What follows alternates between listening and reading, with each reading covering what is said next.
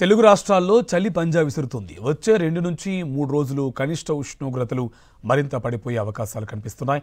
చలి తీవ్రత పెరుగుతూ ఉండడంతో రాత్రి వేళల్లో ప్రజలు తీవ్ర ఇబ్బందులు పడుతున్నారు. 2 రాష్ట్రాల్లోని పలు జిల్లాల్లో ఉదయం పొగమంచు కమ్ముకుంటుంది. దీంతో వాహనదారుల రాకపోకలకు అంతరాయం కలుగుతుంది. ఏజెన్సీ ప్రాంతాల్లో సమస్య మరింత తీవ్రంగా ఉంది.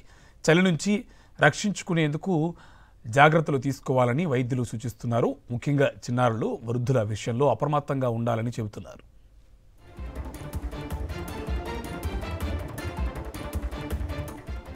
తెలంగాణలో ఇవాల్టి నుంచి 2 రోజుల పాటు కనిష్ట ఉష్ణోగ్రతలు మరింత తగ్గనున్నాయని హైదరాబాద్ వాతావరణ కేంద్రం ప్రకటించింది. సాధారణం కంటే 3 నుంచి 4 డిగ్రీల వరకు తక్కువగా ఉష్ణోగ్రతలు నమోదవుతాయని అధికారులు వెల్లడించారు. రేపు ఆదిలాబాద్, ఆసిఫాబాద్, మంచిర్యాల, నిర్మల్, సంగారెడ్డి, మెదక్, కామారెడ్డి జిల్లాల్లో శీతల గాలులు వీస్తాయని స్పష్టం చేశారు. ప్రభావిత 7 జిల్లాల ప్రజలు అప్రమత్తంగా ఉండాలని ఎల్లో అలర్ట్ ప్రకటించారు. రాత్రి వేళల్లో తెల్లవారుజామున అవసరమైతే తప్ప బయటకు రావద్దని సూచించారు.